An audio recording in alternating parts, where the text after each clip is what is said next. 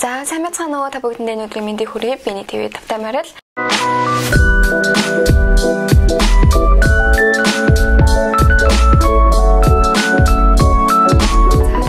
Болсон явдлын бичлэгийг маш удаан хүлээсэн баг. Тэгээд өнөөдөр болсон явдлын бичлэг хийх болно. Тэгээд бичлэгээ эхлэхээс өмнө ганц хоёр зүйл хэлье. За нэгдүгээр гэх юм бол өмнө хийсэн их сургуультай тэнцсэн гэсэн бичлэгт маань маш олон хүн минь төрөгсөн. Тэгээд маш олон хүн өргөсөн болохоор бүгдэнд нь хариулж чадаагүй. Тэгээд гэхдээ бүгдийг нь уушаад бүгдэнд нь одоо реакшн дарсан баг. За дараагийн хэлэх зүйл бол та бүгдэнд илүү ашигтай мэдээлэл юм болов уу гэж бодож байна. Энэ нь болохоор хүмүүс надаас маш их асуудаг. Япон хэлийг яаж сурах вэ? Юунаас нь эхлэх вэ гэж асуудаг. Тэрэн дээр бол би мэдээж шинэ үг гэж боддог. Тийм болохоор би шинэ үг цээжлэхэд ашигладаг аппликейшн та бүгдэндээ танилцуулъя гэж бодлоо. Тэр нь болохоор HippoCards гэдэг аппликейшн байгаа.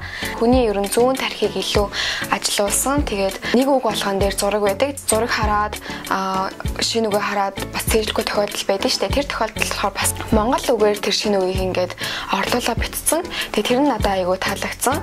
Жишээ нь Юбин Кёко гэж шуудан гэсэн үг байгаа. Энийг болохоор монголоор юу би явахгүй ч юм уу яг тиймэрхүү айгуу сонирхолтой маягаар хүний тархинд суулгах маягаар байсан надад айгуу таалагдсан. Тэгээд та нарт Япон хэл цээжлэхэд энэхүү аппликейшн үнэхээр тусалах юм болоо гэж бодоод энэ аппликейшнийг ингэж сурчилж байгаа шүү. За.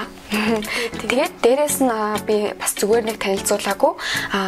Хэрвээ энэхүү аппликейшнийг биний гэсэн промо кодоор худалдаж авах юм бол 20% хөнгөлөлттэй ашиглах боломжтой. 2 сар болон 6 сараар худалдаж авч болно. Тэгээ айл-айланд нь 20% хөнгөлөлттэй худалдаж авч болно. Миний бодлоор 6 сараар авсан нь илүү ашигтай юм болоо гэж бодсон. Тийм болохоор та бүгд маань заавал биний гэсэн промо кодоо ашиглаад аппликейшнаа хурдан татаж аваарай. За тэгээд аппликейшнаа татаж авсан бол ярианыхаа гол сэдв рүүгээ орцгоё.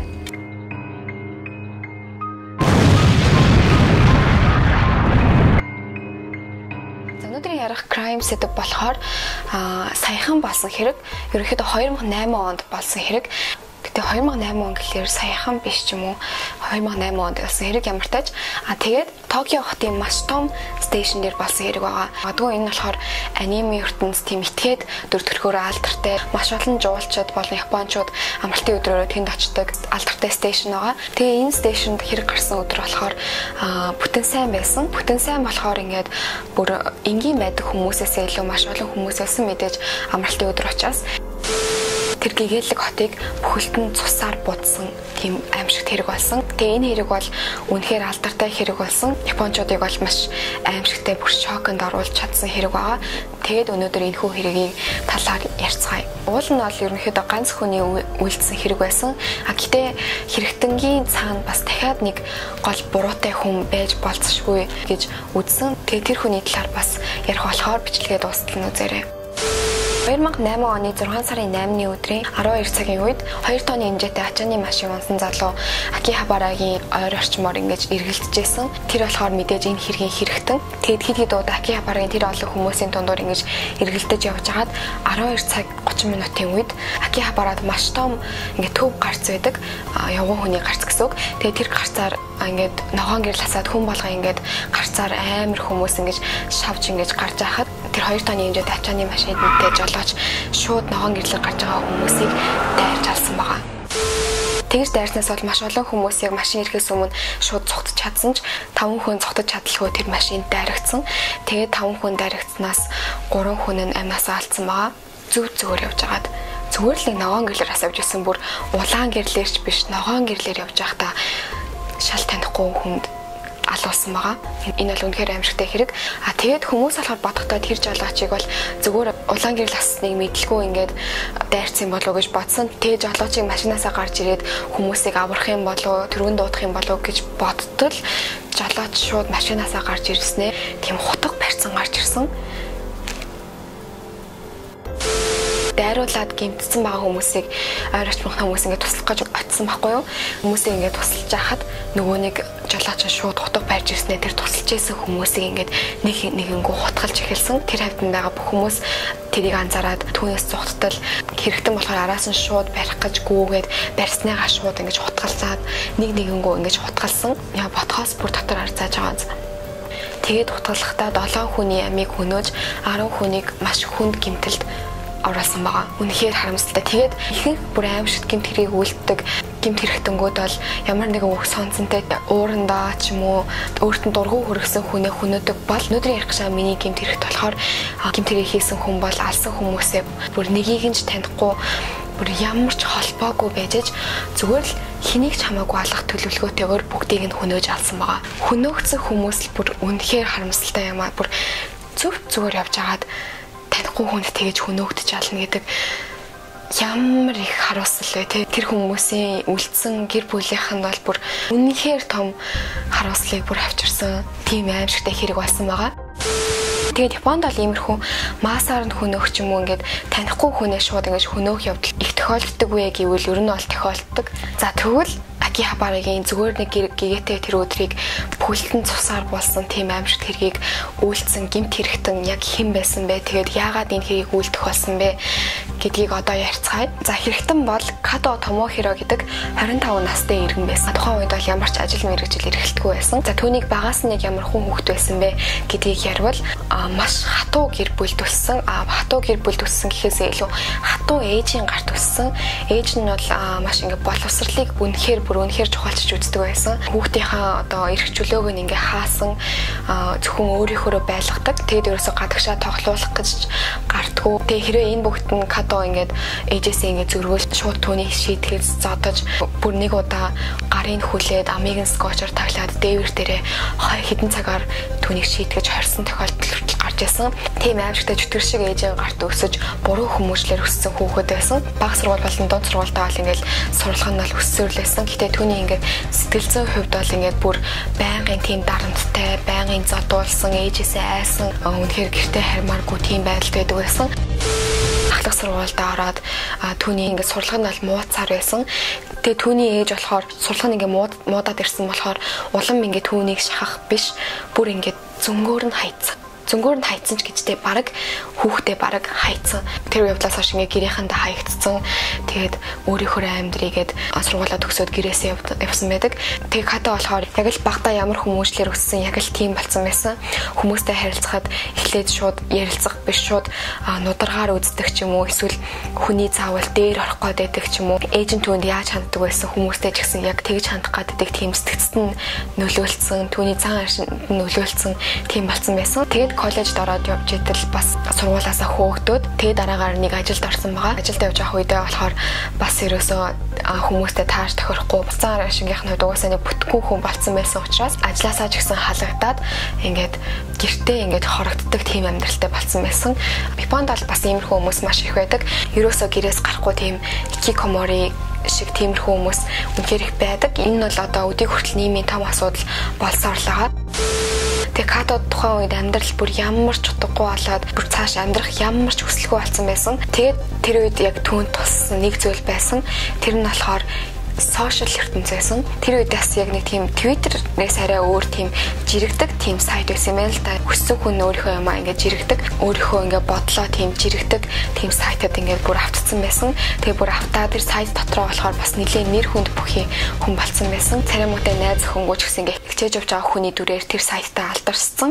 Тэгээ баг ивент энэ төр зохиох хэмжээний тийм алдартай болцсон. Гэтэл яг бас тухайн үед өөр ингээд сайтууд бас маш их ингээд ирчийг авч одоо Facebook ч юм уу эсвэл Twitter ч юм уу бүгд ингээд ирчийг авсараа Кадогийн байдаг сайтанд болохоор хүмүүс ерөөсөө байхаа болоод бүгд өөрөө сайт руу орж эхэлж ирсэн. Тэгээ Кадо тэрэнд нь болохоор өөрийг нь ингээд байгаа гэдгийг мэдрүүлдэг байсан.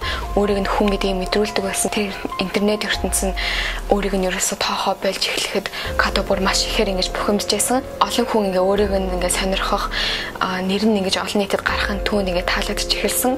Тэг хүмүүс ингээд түүний тоохоо байсан болохоор тэд түүнд болохоор маш аимшигтай бодол орж ирсэн. Тэр нь болохоор хэрвээ би маш аимшигтай гэмт хэрэг хийх юм бол бүх хүний харц нь над руу чиглэх бах, бүгд надад анхаарч эхлэх байх гэсэн бүр үнэхээр солиотой сайко бодол түүний бодолд орж ирж байсан. Тэгээд тэр бодож энэхүү арга хэрэгжүүлэе гэж бодоод Токиод уулнал байдгүй байсан л да. Гэхдээ Токиод маш олон хүмүүс байдаг болохоор намайг анхаарах байх гэж бодоод Токиогийн хамгийн их хүнтэй Акихабара гэдэг стейшнд аллах хийх юм байна гэсэн бодол нь толгойд нь орж ирээд интернетээс худалдаж аваад машин түрээсэлдэг газраас тийм 2 тонны хэмжээтэй ачааны машин түрээсэлж авсан. Тэгээд 2008 оны 6 сарын 8-ны өдөр Токио руу явж тэр аимшигтай хэрэг хийсэн байгаа. Тэгээ хийхдээ болохоор бас тэр нөгөө сайттай болохоор энийгээ зарласан байгаа. Ингээд яг Акихабарад маш олон хүний машинаараа дайрч олох болно. Тэгээ машин маань хөдлөхгүй болсныхаа дараа хутаг гарч ирээд хүмүүсийг нэг нэгээр хөнөөх болно гэж хүртэлж иргэжсэн. Тэгэхэд бол тухайн үед бол тэрийг бол хин үнэн гэж бодох үү. Тэгээ зүгээр тэнх хүн л олон хүний анхаарлыг татгал ийм зүйл бичсэн байна гэж бодоод ерөөс түүнийг тоогоогүй. Тэгээд яг бүр ингээд машинаараа хүнийг дайрч алахынхаа ингээд өмнөх гэрлэн тохион дээр нөгөө нэг жирэгдэг сайтн дээрээ цаг боллоо гэсэн тийм зүйл жиргээд хүмүүсийг шууд машинаар дайрж алсан байгаа. Тэр бол бүр үнэхээр мэдэл мотой сайко байсан гэсэн үг байгаа. За тэгээд анхаарлын төвд байх гэж зүгээрээс хүмүүсийн амийг хүнөөсөн тийм аимшигтай хэрэг болсон. Энэ бол ерөөсөө Японы төвхөнд хизээж мартагдахгүй хэргийн нэг байгаа. Одоо хүртэл тэр хавьд нэг цэцэг аваачиж тавьдаг. Тухайн өдөр хэрэг хийчээд шууд цагдаа нарт баригдсан байгаа. Цагдаа нар шууд түүний араас бөөнөрөө хөөгөөд тэгээд яг кинонд гардаг шиг цагдаа нар түүнрөөгээ бөөнрөөд хэрэгтэн яг голдоо оруулаад яг одоо над утгаа тавихгүй бол би чамайг буудъя шүү гэд тэгсэн бууд жалаа шүү гэсэнд найгаад шууд утгаа орхиод хэрэгээ хүлээсэн байгаа. Өөрөө хүний тэгж амар алчаад бас бууд жалаа шүү гэхэд нас айж ийн гэрээс тэр одоо хүмүүн үү тэгж бол хэрэгтэн баригдсан байгаа. Шүүх хурлаар болохоор ямарч сэтгэцэд нь өөрчлөлт байхгүй. Эрүүл гэсэн дүн гарсан. Тийм болохоор хэрэгтэн цаазаар авах ял авсан байгаа. 2008 онд цаазаар авах ял авсан ч гэсэн түүний одоо цаазын ял бол хэрэгжээгүй байгаа. Одоо хүртэл шоронд байгаа гэсэн үг. Гэхдээ ер нь бол цаазын ял гэдэг чинь бол энэ хүлээлгэж байгаа хугацааг бол хамгийн аимшигтай хугацаа гэж үздэг юм байлаа. Би хизээ цааслуулах болоо өнөөдөр би цааслуулж магадгүй маргааш цааслуулж магадгүй. Тийм болохоор өдөр болгон айцтай айж амьдрах тийм аимшигтай айцыг мэдрүүлэхийн тулд цаазын ялыг бас ингэж удаан хүлээлгэж хэрэгжүүлдэг юм байлээ. Дээрээс нь бас ингэж цаазын ялаас ингэж амархан хэрэгждэг Японы одоо эдийн засагтай холбоотой ч юм уу тийм Японы хуультай холбоотой бас тиймэрхүү залс байд юм байлээ. Тэгээд хэрэгтэн болохоор бас үнэхээр ичих нүүргүү 2015 онд бол бас өөрийнхөө энэ хэргийн талаарх өөрийнхөө номыг бичсэн байгаа. Энд одоо хайрын үед гэмт хэрэгтнүүд өөрийнхөө номыг бичдэг тийм тренд дэлгэрсэн юм уу хааш. Миний бас өмнөх ярьсан хэрэг дээр бас ингэж ном бичсэн байсан. Ягаад энэ хэрэг хийх болсон? Тэгээд энэ хэрэг хийхэд хэн түнд маш ихээр нөлөөлсөн ч юм уу тэр зүйлээ энэ номон дээр бичсэн байсан.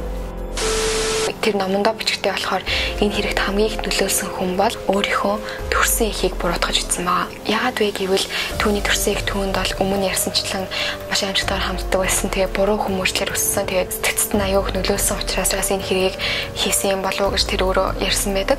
Японочууд болохоор энэ хэрэгт болохоор санал нийлж байгаа хүн байсан ч гэсэн бас санал зөрөхгүй яг өөрийгөө өмөрхөж ийм зүйл бичсэн байна гэсэн хүмүүс бас байсан. Тэгээ миний бодлоор болохоор бас яг хоёр талтай л гэж бодож байна. Хэрвээ тэр хүн одоо багасаа зөв хүмүүслэр өсөөд ингэж хайр халамжийг мэдэрч өссөн бол хизээч хүнд хайрлагчээсэн хүн хизээч хүнийг тэгэж гомдох тэгж аимшигтай зүйл бас хийхгүй байсан юм болов уу гэж бодож байна. Тэгэхээр бас хүмүүжил гэдэг бол бас үнэхээр чухал. Тэгтээ бол яг ингээл хоёр л талтай. Тэгээ даад манаас юу гэж бодож байна доор сэтгэлээ хуваалцаарай. Японд болохоор иймэрхүү асуудлаас аюул их байдаг энэ буруу хүмүүжил эцэгхэн зөвхөн хүүхдийнхээ сурлагын дахаарч түүнийг ерөөсөө хайрлаж хамгаалахаа болж өөрийнхөө байлгах гэж ингэж буруу хүмүүжүүлдэг тохиолдол Японд бол маш их байдаг. Японд болохоор аюул их ингэж боловсролыг чухалчилж үздэг болохоор хүүхдэд заавал өндөр боловсролтой болохын тулд бүх хүүхдэд маш их дарамтлах, бүх юмнаас нь хорих, эрхчлөөг нь хязгаарлах тийм тохиолдол аюул их байдаг. Тэрнээс нь болж хүүхдүүд нь эцэгхээсээ маш их тийм pressure одоо дарамт гэх юм уу тиймэрхүү зүйл аваад том болоод түүний сэтгэцэд нөлөөлөх юм уу тиймэрхүү тохиолдол Японд аюул их байдаг. 2007 онд болсон UNICEF-ийн өсвөр насны хүүхдүүдээс авсан тийм судалгаа байсан. Тэр олон орны хүүхдүүдээс ганцаарлыг мэдэрдэггүй гэсэн судалгаа авахд Япон бол бүр тэргүүлж цайлж гарч ирж байсан. Тэгэхээр энэ нь болохоор яг үүнтэй холбоотой юм болов уу гэж бодож байна. Яг эцэгхээсээ тийм сурлагын хувьд тийм дарамт мэдэрдэг. Энэ бол Японы авч хэлэлцэх ёстой хамгийн том асуудал. Би их нь жоохон тэмцгсэн. Би бол хавьдаа тэгж боддог. Угаасаа хайр халамжийг мэдэрсэн хүмүүс л хүнийг хайрлаж чаддаг шүү дээ, тий. Энэ 2008 онд бас Акихабарагийн аимшигт хэрэг болохоор бас энэ хүрээд дууссан байдаг. Тэгээд зөв зүгээрээс 10 хүн энэ хэрэгээр харамсалтайгаар нас орсон. Тэгээд энэ хэргийн дараагаар болохоор бас Японы засгийн газраас аюулгүй байдлыг ингээд илүү сайн болгох үүднээс маш ихээр камер байрлуулах, утга энтрийг хамаагүй зарахгүй, хашааны машин тэгэж амархан хүнд түрээслэхгүй ч юм уу тиймэрхүү Японы засгийн газраас арга хэмжээнүүд бол авч ирсэн. За нэг иймэрхүү байна. Тэгээд бас Японы бас бүх хүмүүс нь тийм гэсэн үг үнэхээр биш шүү дээ. Тэгэл хаасаагүй л угаасаа мэдрэл муутай тийм гаш тонтой хүмүүс бол байдаг. Түүнийхээ хажуугаараас сайн хүмүүс ч гэсэн байдаг. Тэгэхээр Япон бол бүхэлдээ тийм гэсэн үг биш. Үнэхээр сайн талаараа бол үнэхээр сайн улс. Ямар нэгэн сэтэл өгөх гэж энэ хөө бичлэг хий өгөөдгийг маш ихээр анхааруулж байна. Миний өнөөдрийн бичлэгээс авахыг аваад хаяхыг хаяарай. За тэгээд өнөөдрийнхээ бичлэгийг энэ хүрээд өндөрлөе. Тэгээд миний бичлэгтэй хамтдасан та бүхэндээ маш их баярлалаа. Тэгээд өнөөдрийн бичлэг маань таалагдсан бол лайк болон subscribe дарж намайг дэмжээрэй. Тэгээд бас намайг дэмжиж ивэл миний Instagram хуудсыг дагаарай. Биний BB гэдэг байгаа. Дараа нь илүү сонирхолтой бичлэгээр уулзна гэдэгт итгэлтэй байна. Тэгээд дараагийн бичлэг хүртэл түр баяртай.